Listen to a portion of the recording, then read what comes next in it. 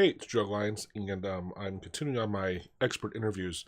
This one's a bit odd. I asked Jethrow from the forum. He did some amazing stuff with web scraping, that a tutorial that I read over and over and over, and it's where I got a big intro to understanding object-oriented coding and navigating a web page and the DOM, and being able to web scrape. Anyway, he didn't want to actually be interviewed. He hasn't been using AutoHotkey in the last couple of years, and just said he'd just rather go ahead and answer some of the questions. So he wrote me back. So my first question was just asking a bit of his background, and he gave me a link which I'll put in this video. But he had posted a testimony to AutoHotkey, so I'm going to go ahead and read his stuff just because this is in his words. So this is Jethrow. So I've always been slightly tech savvy, even took a couple C++ courses in college, but it wasn't until I found AutoHotkey that I really discovered how much I enjoyed automating scripting, /scripting. I had been looking for a way to automate my mundane data entry tasks. That's a common thing we hear a lot, right? But found recording macros wasn't sufficient. I finally stumbled across AutoHotkey and got sucked in.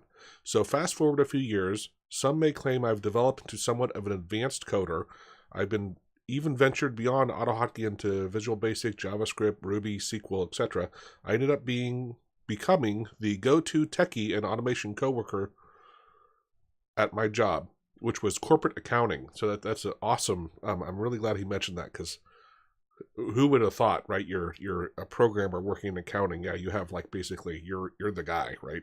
And actually, importantly, you understand what needs to get automated, right? Versus a programmer reversing it around has no idea what people do.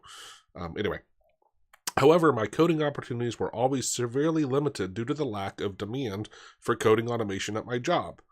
I so often heard, sure, it would be great to automate this task, but if you left the company, no one else would be able to support this automation. So no. Let me stop here real quickly, because there's this touch on a couple things I've heard a lot.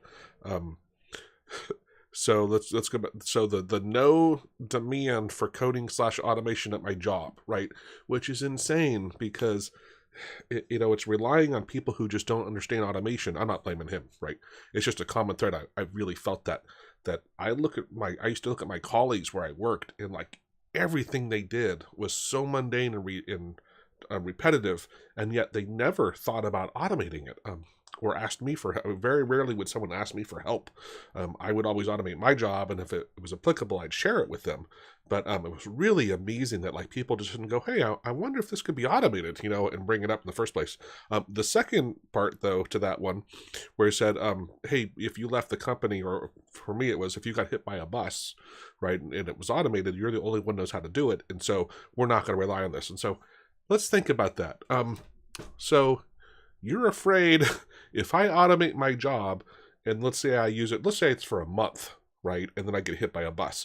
So that time where I actually automated and got more work done, that's bad, because now at the end of the month, even though we got more work done, you have to hire someone new, which we'd have to do anyway.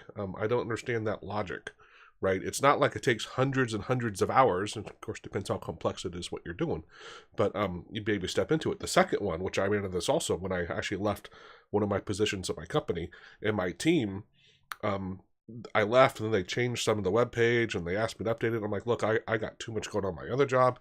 They'd stopped using it entirely, when all they had to do was ask a couple people or look at the damn code themselves and see if they could tweak it, right? It wasn't anything that was that hard to get.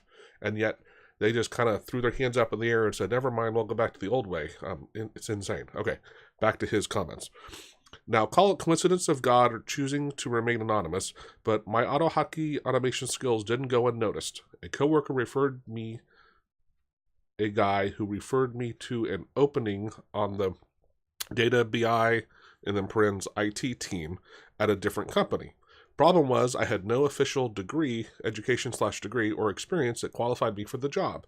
If you've ever applied at a big corporation, you know that it's quite the limiting factor. Yeah, amen. Primarily, all I had was AutoHotkey experience, which of course came primarily through AutoHotkey forums and automating tasks at my job. However, AHK experience, along with some additional self-taught coding, a good referral, and some crafty wording on the resume ended up being enough to land the job.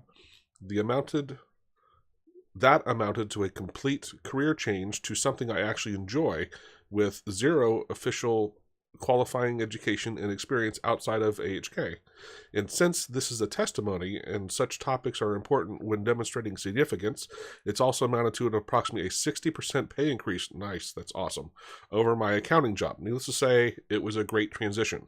Anyways, I wanted to put this in here as a testimony to the power of AutoHotkey in the AHK community, and this is a great product not only for easily automating tasks, but for personal/professional development as well. Hopefully I can give back to the community as much as I have received. Thank you, Jethrow. All right, let's see, back in there I wanted to touch, so that was the end of his post. But there's actually some really interesting stuff that people wrote in later, which I'm going to come back to because I want to finish up his answering of my questions.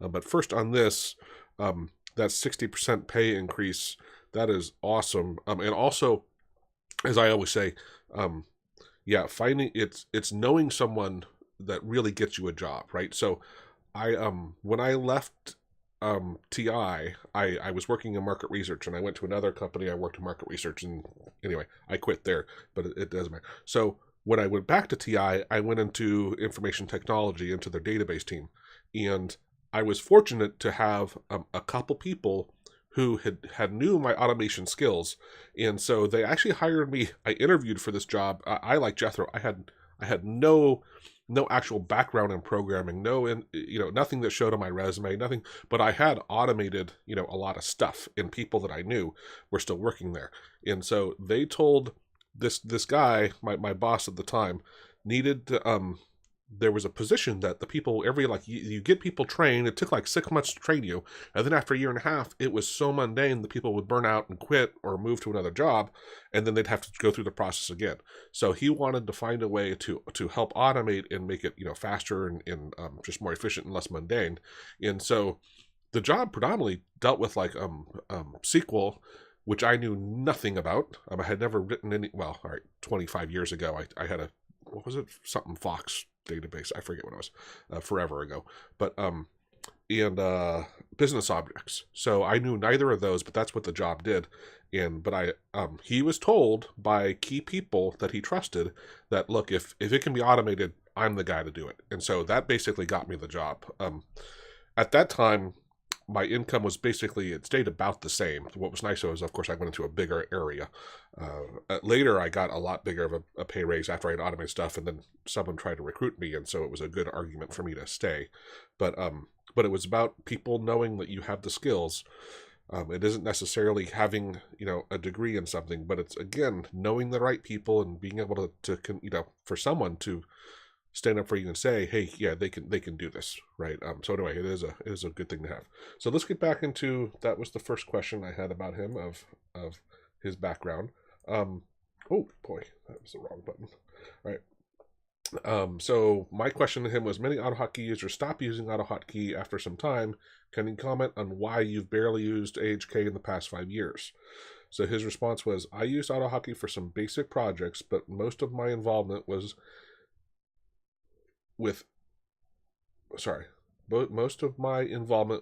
was answering forum questions. This served two purposes. One, utilizing my enjoyment of problem solving to help others, and two, advancing my coding skills / knowledge. After I started working as a developer, primarily Linux, I was able to utilize the purpose in my career. So actually, Jackie, if you remember, Jackie, my colleague that does the webinars, he did the same thing, right? He just wanted to learn more, and so he started answering questions in the forum, and that forced him to try different things and go do different stuff and learn more and more. So it's a great way to expand your horizons on things that you don't necessarily need to do yourself, but you know that you want to learn what AutoHotkey can do, or if there's ways to automate it. Do you have any recommendations for noobs? This is my question to him. For resources to study. So he again says posts and documentation, and advanced AutoHotkey users. So look up people, and actually I remember years ago I asked that question. I think someone had an answer to it, but I realized people like Jackie, who is Black Holy Man on the forum, and Finks and Jethrow and other and Maestriath, they would post some really good examples of stuff, and yet I had no easy way to get alerted that they had posted something new, because I wanted to be able to follow it. Someone said there was a way to do some sort of a I forget what they're called. The what are those called? Doesn't matter. But anyway, just find someone that is on a topic that knows it well, and then just continually go back and on the forum you can find their what they've posted, so you could go in and follow them. So for my next question was, for noobs that want to learn to automate more, can you list a few things they should start with, i.e. hot strings, hotkeys, functions, control send, etc.? He replied, if you're looking at AutoHotkey, I'd say start with hotkeys. However, the actual answer is just find a problem and solve it programmatically. If you're struggling to find a problem, check and ask the forum for help from the forums. So, which we often do, we start with hotkeys and hot strings when we try to teach people AutoHotkey. It's what I've been doing. It's so simple, right? It's a great, easy win. Either of those are just super easy to use, and they can really help you a lot. And then, but to his point, if you don't have that need, which I think virtually everybody does, but if you don't have that need, then go figure out a need you do have, and then go solve that, because it needs to be relevant. It's like everything is. If it's relevant, then you'll care, then you'll actually follow up on it. Why don't more people use tools to automate their work? For this, I'm talking about people that do repetitive tasks yet haven't ever tried AHK or other tools. I love this response. They're ignorant, afraid, or no desire, or are blocked by some corporate limitation. Yeah, that's yeah.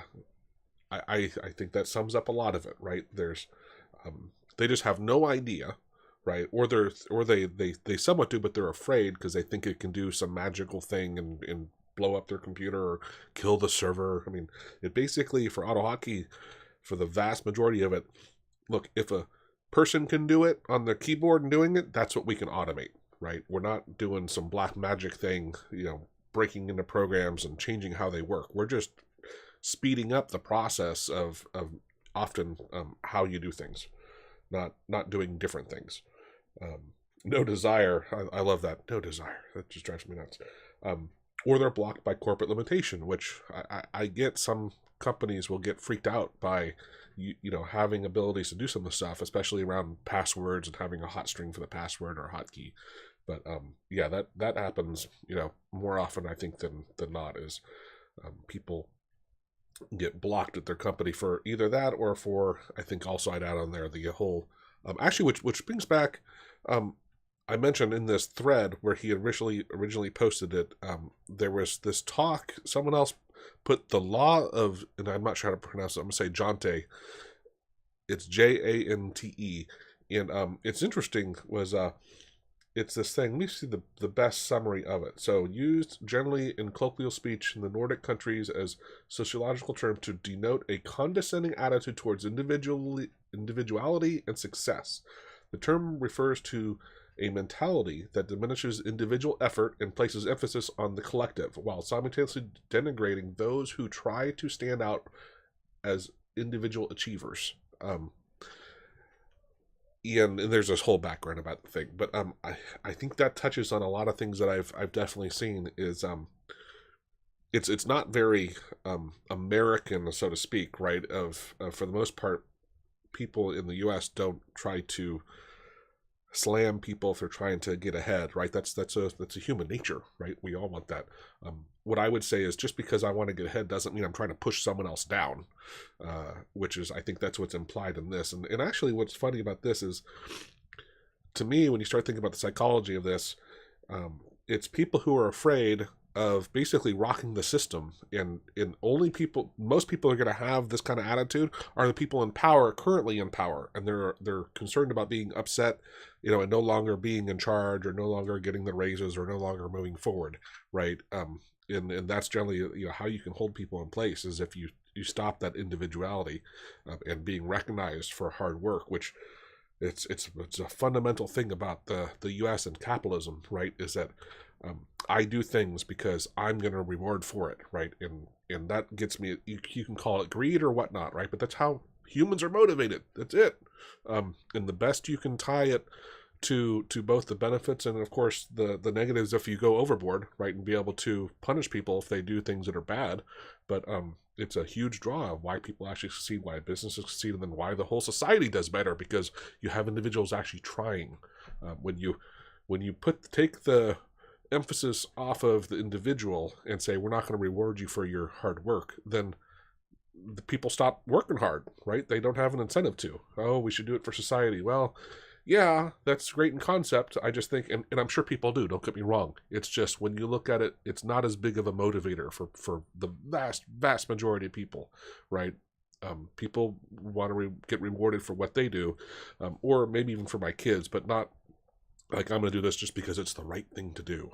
Anyway, so thank you, Jethrow, for your replies. And thank you again for all the work you did years ago with the web scraping tutorials, because I and I know other people learned a ton from them. Web scraping is one of those great skill sets to have in your back pocket, that it's becoming more and more relevant, because so many tools these days you can access from a browser, right, and be able to grab data or push data into it or whatnot. And so it's an amazing skill set to have. Anyway, so thanks again, Jethrow, and hope you're doing well in your new job and what you're doing. Hope at some point you get back into using AutoHotkey and posting the forum, but I get it if you don't. All right, take care.